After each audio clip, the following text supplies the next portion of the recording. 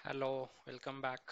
So हा आपला kind of पहिला पण तसा दुसरा व्हिडिओ आहे. म्हणजे मी ऑलरेडी तुम्हाला बॅकग्राऊंड वगैरे दिलेलं आहे. सो आता आपण ट्रॅव्हल एक्सपिरियन्सला स्टार्ट करतोय. सो फर्स्ट डेला आमचं टार्गेट होतं रामगंज मंडीपर्यंत जायचं पुण्यापासून निघून. ते ऑलमोस्ट 800 किलोमीटर आहे, कोटाच्या थोडं पुढंपर्यंत किंवा थोडं अलीकडंपर्यंत. तर आम्ही सकाळी 4:30ला निघणार होतो, म्हणजे पहाटे 4:30ला निघणार होतो. जसं मी लास्ट टाइम सांगितलं, नाशिक रोडला तुम्ही 7ला जरी पोहोचला म्हणजे चाकणच्या अलीकडे, तरी तुम्हाला ट्रॅफिक लागतं ते अवॉइड करण्यासाठी. सो अर्ली स्टार्ट करणं वॉज रिकमेंडेड. तर तन्मय माझ्याकडे झोपायला आला होता आणि जो आमचा थर्ड पार्टनर होता तो ऑलमोस्ट केशवनगरवरून येणार होता. सो रात्री त्याला मस्त तंबी देऊन झाली की अजिबात लेट करायचं नाही, 4:30 पर्यंत पोहोचायचं. कारण जनरली लोक लेट करतात अशा वेळी. त्यांना वाटतं खरंच 4:30 कुठं असतं, ते 4:30 म्हणजे 5, 5:15 बघू असं. पण फॉर्च्युनेटली तसं काही झालं नाही. मला तर झोपच नाही लागली. अशा वेळी ना असे अँझायटीमुळे झोप नाही लागत. म्हणजे तुम्हाला असं जेव्हा सकाळी उठून दुसरीकडे कुठेतरी जायचं असतं किंवा एक्झाम असते, काहीतरी असतं, तेव्हा झोप नाही लागत जनरली. तन्मय झोपला थोडा वेळ, तो माझ्याकडेच आला होता. सो मग आम्ही मस्त 4:30ला निघालो घरून. रात्रीच सगळं सामान गाडीत पॅक वगैरे करून ठेवलं होतं, म्हणजे ते उगाच सकाळी टाइम जातो नाही तर ते सगळं सामान नीट लावण्यात. त्याच्या सामानापुरती जागा ठेवली होती. आणि मग आम्ही 4:30ला निघालो, बरोबर 5ला पोहोचलो. तो आमच्या 15-20 मिनिटं आधीच पोहोचला होता टेन्शन घेऊन. त्याला मी एकदम लेट करायचं नाही वगैरे आधीच सांगितलं होतं. सो सो फायनली आम्ही टाईमनुसार आमची जर्नी स्टार्ट झाली 5 वाजताच. आणि त्यानंतर त्याचा एक मित्र मध्ये आम्हाला संगमनेर जवळ भेटला, पण सकाळी चहा काही मिळाला नाही. अ, किशोरचं असं आहे की जरा त्याला असं रेग्युलर टाइम टू टाइम चहा, नाश्ता, जेवण असं सगळं पाहिजे असायचं. आणि आमचं असं असायचं की आज डिस्टन्स कव्हर करायचं. सो आम्ही जसं नाशिक रोड सोडून ते गुगल मॅपमुळे लासलगावला 8 टर्न घेतला, जे की मी मगाशी तुम्हाला दाखवत होतो, ह्या एरियामध्ये. सो इथं काय भेटत नाही. म्हणजे हा संगमनेर पासून आहे ना, इकडं असं एक गाव, इकडं असा आत रोड जातो असं कुठून तरी, आणि तो इकडं चांदवडला बाहेर पडतो डायरेक्ट. हा मधून कुठून तरी असा फाटा येतो. तर ह्या रस्त्यावर ना काहीच भेटत नाही. म्हणजे ना नाश्त्याला काय ना ब्रेकफास्ट, म्हणजे चहा पण मिळणं मुश्किल होऊन जातं. सो तसं काइंड ऑफ झालं. आणि मग थोड्या वेळाने मी त्याला गाडी चालवायला दिली. मग थोडा 10, 10:30च्या आसपास आम्ही कुठेतरी बाहेर पडलो. तिथं असं मस्त प्रीमियम मध्ये 550-600 रुपयाचा आम्ही नाश्ता केला. कुठेतरी एक सुखसागर म्हणून हॉटेल आम्हाला लागलं, चांदवड पासून थोडंसं पुढे गेल्यावर. आणि तिथून पुढं मग आजचं फक्त आमचं डिस्टन्स कव्हर करायचं होतं. सो आज असे काय फार फोटो वगैरे असं काहीच नाहीये. नाहीतर म्हणजे मला तुम्हाला दाखवायला काही नाही, सो मी तोच बॅकग्राऊंड इमेज ठेवलेला आहे. त्याच्यानंतर आम्ही दुपारपर्यंत ऑलमोस्ट रतलामच्या 60-70 किलोमीटर अलीकडे कुठेतरी होतो. तिथं आम्ही एका ढाब्यावर जेवायला थांबलो. आता ढाबा कल्चर बद्दल तुम्हाला सांगायचं तर महाराष्ट्रात ते फार नाही आहे, पण जसं जसं तुम्ही वर जाता म्हणजे मध्य प्रदेश, त्याच्याहून भारी राजस्थानमध्ये, पंजाबमध्ये, दिल्ली साईडला वगैरे, म्हणजे तिकडे ॲक्च्युअल ढाबे आहेत जिथं असे रेट्स पण स्वस्त असतात. पुण्यात कसे ढाब्याच्या नावाखाली ते खेड शिवापूरचं अख्खं शहरी जंगल थाटले, तसं नसतं ते. म्हणजे ते ॲक्च्युअल ढाबे असतात जिथे ते कॉट बीट लावलेले असतात, बाहेर ट्रकवाल्यांना पार्किंग करायला जागा असते, मोठे हाऊस असतात, साईडला टॉयलेट असतं. म्हणजे ते एक इकोसिस्टम आहे ढाब्यांची, तुम्ही तिथे राहू पण शकता. सो आम्ही जनरली बाहेर असले की अशा ढाब्यांवर जेवण करतो. आणि तिथला एक प्रॉमिनंट म्हणजे काय म्हणतात त्याला, एक सिग्निफिकंट आयटम म्हणजे दूध शेवभाजी. जर तुम्हाला दूध शेवभाजी माहीत नसेल, नॉर्मल शेवभाजी नाही म्हणत मी, दुधाची शेवभाजी, तर तुम्ही ढाबा कल्चर एवढं एक्सप्लोर नाही केलं, म्हणजे तुम्ही प्रो नाही आहे त्याच्यामध्ये. तर आमच्या किशोरला असं दूध शेवभाजी माहीत नव्हती. मग आम्ही त्याला थोडा डोस दिला की ही काय भाजी असते, कशी खायची. तर थोडी घाबरत घाबरतच ट्राय केली. थोडं डिफरंट म्हणून चांगली लागते, एवढी काय अशी विशेष नसते. पण ट्रकवाल्यांचा एक तो स्पेशल आयटम आहे दूध शेवभाजी. तर आम्ही ती खाल्ली मस्त दुपारी.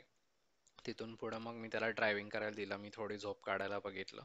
तर 5-5:30च्या आसपास त्याला एक ऑफिसचा कॉल आला. मग आम्ही एका अशा ठिकाणी थांबलो होतो की म्हणजे 10-15 मिनिटं असेच गाडीत वेस्ट झाले. तर म्हटलं आता चहा तरी पिऊन घेऊ. तसंही कॉलसाठी थांबलो. तर ही ती जागा आहे जिथं असा नॅचरलीच सनसेट वगैरे दिसत होता, आणि साईडलाच असा मस्त ढाबा होता जिथं आम्ही असा कडक चहा पिला.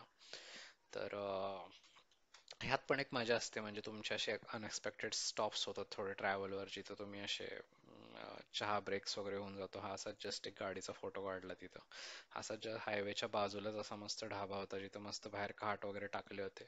त्याचा कॉल चालू असेपर्यंत म्हणजे आम्ही सुट्टी घेतली नव्हती ऍक्च्युली. फ्रायडेला आमची सुट्टी पुढच्या सोमवारपासून चालू होणार होती. मधले 5 दिवस. सो आम्ही फ्रायडेला असंच डिस्टन्स कव्हर करत होतो. जर ऑफिसचं काय काम आलं तर आम्ही मधून करणार होतो वर्क फ्रॉम होम. सो मग त्याचा कॉल होईपर्यंत मी कडक चहा पिला, मस्त त्या बाजेवर थोडीस 10-15 मिनिटं झोप काढली आणि त्याच्यानंतर मग आम्ही पुढे गेलो.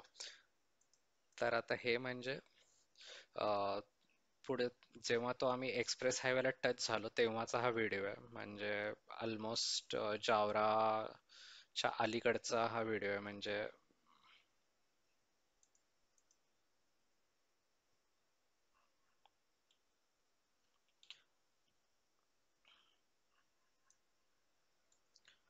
असा एक्सप्रेस हायवे लागला होता. सो आम्ही मग असे एक्साइट झालो की आता आपला मस्त डिस्टन्स कव्हर होतोय. म्हणजे ऑलरेडी आम्ही 700 वगैरे किलोमीटर क्रॉस केले होते तोपर्यंत. आम्ही पहाटे 4:30ला निघाल्यापासून चालवत होतो. सो असा एक्सप्रेस हायवे लागला या जावराच्या इथं, म्हणजे मध्य प्रदेश, म्हणजे रतलामच्या 80 किलोमीटर वगैरे पुढं. आणि हा Delhi Mumbai express way. So म्हणलं आता मस्त कोटापर्यंत तरी जाऊच आपण, एक 150-200 किलोमीटर, आणि तिथं झोपू मग. तर असं आम्ही सगळे एक्साइट झालो. माझ्या मित्राने हा व्हिडिओ वगैरे काढला. आता किशोर पण फुल एक्साइट झाला की आता मागं मस्त झोपायचं. आडवा वगैरे झाला तो उशी बिशी घेऊन. आणि तेवढ्यात आम्ही असं 100-110च्या स्पीडवर होतो आणि कुठून तरी म्हणजे मीच ड्राईव्ह करत होतो आणि लेफ्ट साईडनं असं एक कुत्रं आलं कुठून तरी एकदम. आणि ते असं दणकन लागलं गाडीला. आता हे कुत्रं म्हणजे कुत्र्यानं काय होईल असं माझ्या डोक्यातच नव्हतं म्हणजे बिलकुल. तर मी म्हटलं जनरली काही झालं नसेल तरी एकदा साईडला बघू, म्हणजे टाइमपास करायला मी अशीच गाडी थांबवली. मला वाटलं की थोडाफार डेंट वगैरे पडला असेल तर बघून घेऊ आपण, म्हणजे कुत्र्याने एवढे काय होणार आहे. पण आय वॉज व्हेरी रॉंग. म्हणजे आम्ही जेव्हा गाडीत साईडला थांबवली तेव्हा अशी काहीतरी अवस्था झाली होती गाडीची. म्हणजे हे पुढचं हे तुटलं होतं हे ग्रिल, आणि खाली पूर्ण कूलंट लीक करत होतं. हे ऑलरेडी कूलंट लीक झाल्यानंतरचा फोटो आहे. तेव्हा तर मला असं काहीच सुधारलं नाही म्हणजे आम्हाला की एवढं कूलंट येतंय कुठून. तर निळा कलर होता त्यामुळे ते कलर कोडिंगमुळे कळलं की ते कूलंट आहे. आणि इथं हा तो थोडासा डेंट पडला होता, म्हणजे कलरचा कपचा उडाला होता. ते काय एवढं सिरियस नव्हतं. फॉग लाईट थोडा आत जाऊन फुटला होता. पण ते खालून कुलंट गळत होतं, ते सगळ्यात मेन वरी होते. आणि जस्ट असे 10 मिनिटं किंवा 5 मिनिटं झाले होते आम्ही त्या हायवेला लागून. आणि त्या हायवेचं अशी स्पेशालिटी की तिथे जास्त गाड्या नसतात. म्हणजे बिलकुल गाड्या नसतात. तर रात्री तर बिलकुलच नाही. म्हणजे असं 4 पदरी हायवे तुम्हाला रिकामा मिळतो बऱ्यापैकी. समृद्धीसारखं काम आहे ते. अजून नवीन झालंय सो एवढ्या गाड्या नाही आहेत. आणि तिथं म्हणे ते कुत्र्यांचा अड्डा आहे तिथंच, म्हणजे जिथं आम्हाला ते कुत्रं धडकलं, आणि तिथं रोज 2-3 गाड्यांना ते कुत्रं धडकतात म्हणे. म्हणजे ते नंतर आम्हाला लोकांकडून कळालं. तर हे एक वेगळंच डेंजर आहे जे मी आधी कधी इमॅजिनच केलं नव्हतं की कुत्रं धडकून एवढं काहीतरी होऊ शकतं. तर कुत्र्याचं काय झालं मला माहित नाही.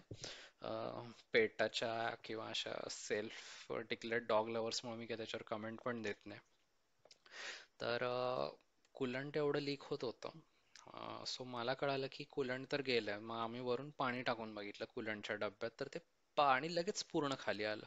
म्हणजे हे असं काहीतरी अवस्था झाली होती तेव्हा कुलंट गेल्यावर. आणि हे असं खालून ते फुटलं होतं. काहीतरी झालं होतं म्हणजे आम्हाला त्या मोमेंटला माहित नव्हतं की काय झालं, पण काहीतरी सिग्निफिकंट डॅमेज झालं ज्यातून कुलंट गेलं हे मला कळालं होतं. सो मग मी रेनोमध्ये कॉल लावला. म्हणजे माझे तिथले टेक्निकल ॲडवायझर ओळखीचे आहेत. तर त्यांना हे पण सांगितलं मी की वायरिंग अलर्ट, म्हणजे इलेक्ट्रिक फेल्युअरचा अलर्ट असतो एक गाडीमध्ये, त्याचा वायरिंग सिम्बॉल येतो, आणि एक इंजिन अलर्ट येतो. ऑरेंज कलरचा इंजिन अलर्ट आला होता ऑलरेडी. तर मी ते त्यांना सांगितलं. त्यांनी पण मला सेम सांगितलं की जर तुम्ही चालवली तर इंजिन सीज होऊ शकतं म्हणून. ते मला पण आयडिया होती कारण कूलंट नसताना इंजिन सीज होतं. कूलंट आणि ऑइल दोन्ही म्हणजे नसेल तर ह्यापैकी काही. तर आम्ही मग गाडी नाही चालवली. आम्ही तिथून एक 4-5 किलोमीटर पुढे ढकलली गाडी, जिथे एक टोल नाक्यावरून एक्झिट होता. म्हणजे आम्ही आत आल्या आल्या पहिला एक्झिट. नशिबानं ते गावाजवळ होता. आम्ही असं कुठं त्याच्या समोर कुठं गेलो नव्हतो जिथं की 30-40 किलोमीटर आसपास काहीच नाही. कारण समृद्धीचं जसं आहे तसंच ह्या हायवेचं. एकदा तुम्ही त्या एक्झिटलाच बाहेर येऊ शकता, अदरवाईज तुम्ही बाहेर नाही येऊ शकत कुठं. तो असा एलिव्हेटेड हायवे असतो, म्हणजे रस्त्यापासून उचललेला असतो. तुम्ही गाडी कुठं बाहेरच नाही काढू शकत. आणि त्या डेडिकेटेड एक्झिट मधूनच तुम्हाला यायला लागतं. आणि जर तुमच्या जवळपास तो नसेल तर यू आर म्हणजे राम भरोसे त्या रात्रीमध्ये. आणि अराउंड एक आसपास 8चा टाइम असेल जेव्हा हे झालं. तर मग आम्ही रात्रीतून त्या एक्झिट पर्यंत आलो, मग तिथं गाडी उभा केली. म्हणजे आमचा लिटरली ना 10 मिनिटात अख्ख्या ट्रिपचा मूडच बदलला होता. जेव्हा तो हायवे लागला, मी असा मस्त डिस्टन्स कव्हर करायच्या मूडमध्ये होतो. तन्मय म्हणतो आज आपण चंदीगड पर्यंत जाऊ. किशोर असा मस्त मागं झोपायला तयार आहे. असे स्टोऱ्या बिऱ्या काढतायत पोरं अशा हायवेच्या एवढ्या भारी. आणि त्यातून असं नंतर आम्ही खिडक्या बिडक्या उघडलेत, गाडी थांबवली साईडला, हे दोघं ढकलतायत, मी आत बसलोय. त्यात किशोरच्या त्या शॉर्टचं बटन तुटलंय, तो एका हाताने चड्डी पकडतोय आणि दुसऱ्या हाताने गाडी ढकलतोय. असा काहीतरी तो एकदम मूड बदल गया, जज्बात बदल गया सारखं झालं होतं आमचं, असं 5च मिनिटात change of atmosphere. That was actually funny Wien you look back. तिथून मग आम्ही गुगलवरून नंबर काढून फोन लावले जावरामधून कोण आहे काय. त्यात आम्हाला एक चांगला माणूस मिळाला जो आम्हाला टोईंग करून एका डेडिकेटेड गॅरेजला न्यायला तयार होता, कारण आता इथून गाडी गॅरेजलाच न्यायला लागली असती. आम्ही चालवू तर शकत नव्हतो कारण कुलंट पूर्ण रिकामं होत होतं, बसतच नव्हतं म्हणजे त्यात काय, पाणी पण राहत नव्हतं. आणि रेनोचं ऑफिशियल सर्व्हिस सेंटर रतलामला होतं, ते पण 80 किलोमीटर लांब. तिकडपर्यंत टो करण्यात काही पॉईंट नव्हता, म्हणजे काय झालंय ते न कळता.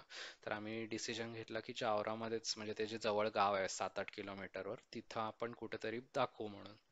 तर नशिबानं त्या मेकॅनिकने आम्हाला तिथल्या सगळ्यात भारी सर्व्हिस सेंटरला सोडलं. म्हणजे ते लोकलच सर्व्हिस सेंटर होतं, पण त्याच्याकडे सगळं होतं आणि ते बऱ्यापैकी तिकडचा मोठा सर्व्हिस सेंटरवाला वाटत होता. तर तिथं त्यांनी आम्हाला रात्री 10 वाजता ड्रॉप केलं. तो माणूस थांबला होता आमच्यासाठी. मग तेव्हा तर आम्ही काहीच करू शकत नव्हतो, थांबणं भागच होतं. म्हणजे असा आमचा 2च मिनिटात असा पूर्ण माहोल बदलला होता ट्रिपचा. आम्ही 700 किलोमीटर ऑलरेडी केले होते. आम्ही तिथपर्यंत येऊन फुल एक्साइट झालो होतो की आता अजून डिस्टन्स आपलं कव्हर होईल, मस्तपैकी हायवे लागलाय. आणि इथं तर आमच्याकडे टोईंग करून ती इथं जायची वेळ आली होती. ह्याच्यामध्ये असा एक फनी इन्सिडेंट झाला. आता पुण्याचा आमचा एक फ्रेंड आहे केतन पुरी म्हणून. तर आम्ही जेवायला वगैरे जायचे प्लॅन करत असतो.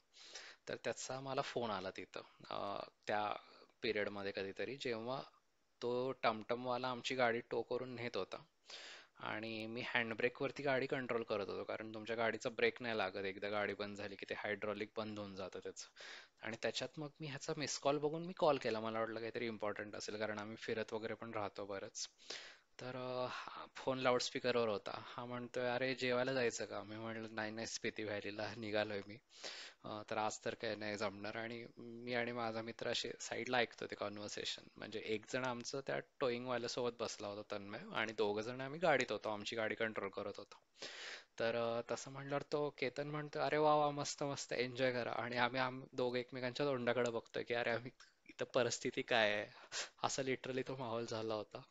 तर त्यानंतर आम्ही पोचलो तिथं. तो म्हणला की मी घेतो उद्या तुमची गाडी, काय टेन्शन घेऊ नका, म्हणजे बघू. म्हणजे त्याने थोडासा धीर दिला आम्हाला.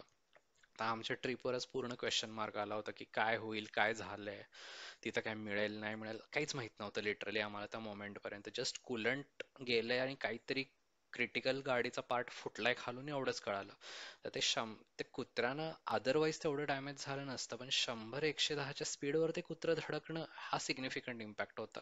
म्हणजे ती एक नवीनच भीती बसली आता मला ह्या इन्सिडेंट पासून गाडीबद्दल.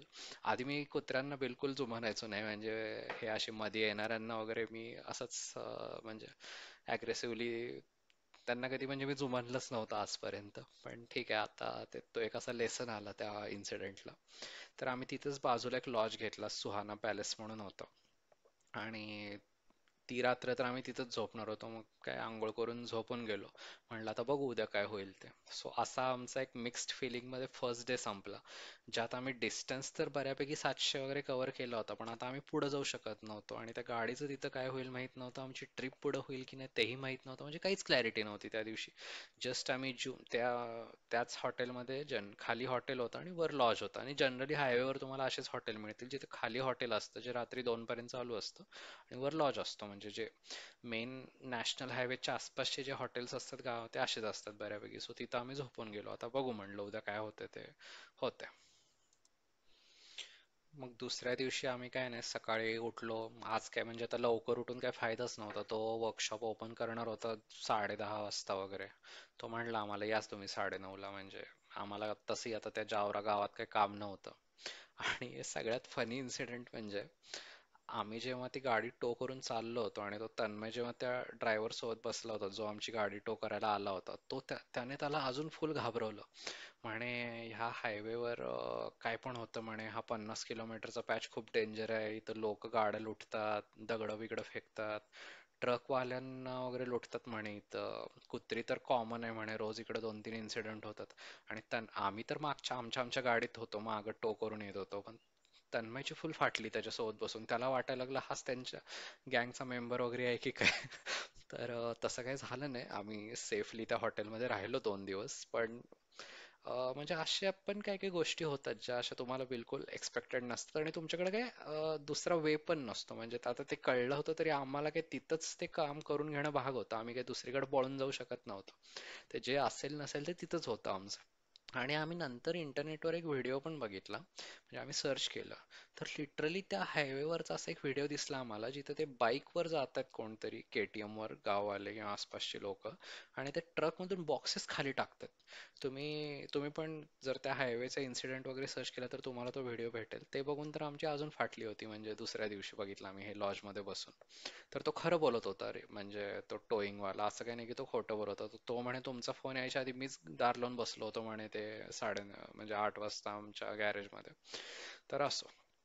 तर त्यानंतर मग आम्ही गेलो, त्यांनी 11 वाजता आमची गाडी खोलली, ते सगळं काढलं. मग फायनली रिअलाइज झालं की तो रेडिएटर खालून डॅमेज झाला होता.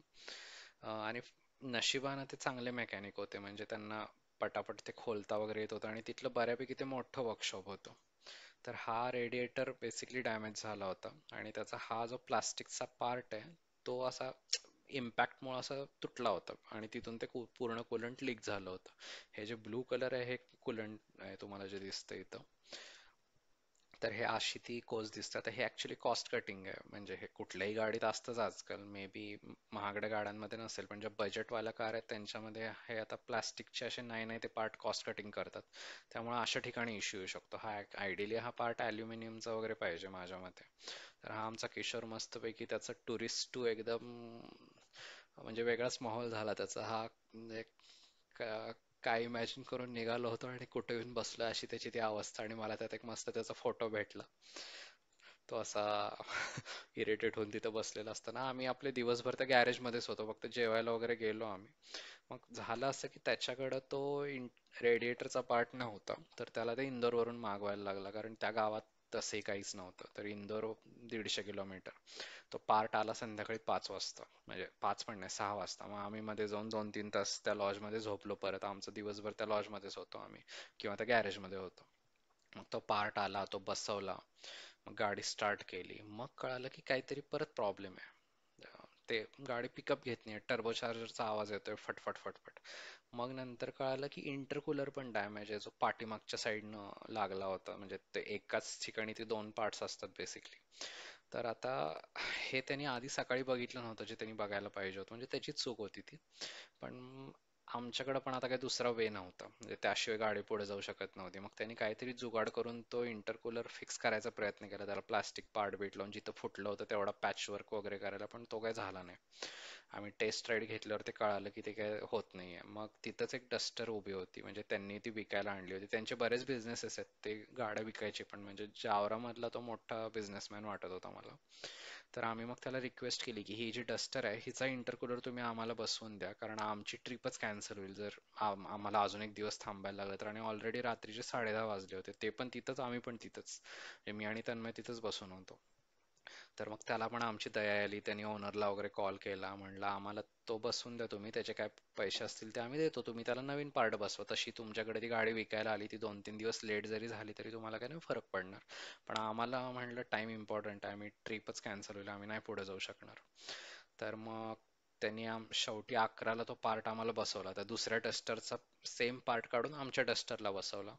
आणि मग एवढं करून ते सगळं फिटिंग करून, म्हणजे त्यातलं काढून ह्यात बसवून, ते परत सगळं बॉनेट बिनेट ते सगळे पार्ट लावून फायनली टेस्ट राईड घेऊन आमची 1 वाजता गाडी रेडी झाली. रात्री 1 वाजता. आम्ही काल रात्री 10 वाजता तिथं पोहोचलो होतो आणि उद्या रात्री, म्हणजे पूर्ण एक दिवस वेस्ट होऊन आमची गाडी रात्री 1 वाजता फायनली रेडी झाली. पण ती झाली तरी, म्हणजे अदरवाईज तर दुसरा आमच्याकडे काय अल्टरनेटिव्ह पण नसतं. त्या मोमेंट पर्यंत असं वाटत होतं ट्रिप कॅन्सल होती की काय.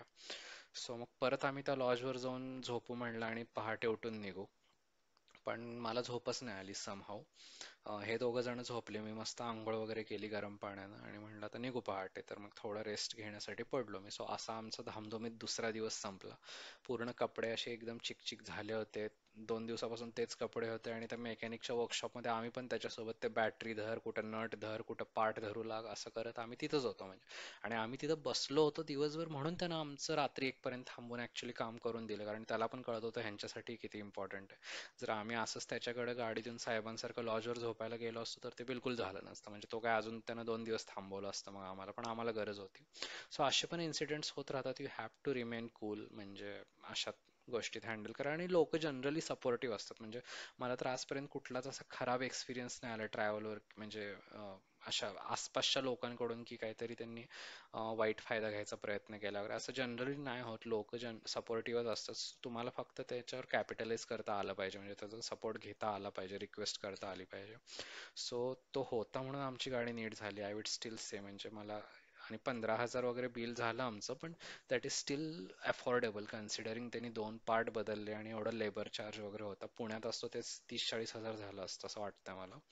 सो फायनली आमची गाडी रेडी झाली आणि दुसऱ्या दिवशी आम्ही जायला पुढे रेडी होतो. सो तर कुत्र्याचा हा एक वेगळाच एपिसोड झाला, जो फर्स्ट टाइम असं काहीतरी झालं माझ्यासोबत. बट ठीक आहे, म्हणजे होत राहतं. चलो, बाकीचं नेक्स्ट व्हिडिओमध्ये बोलू मग आपण. Bye bye.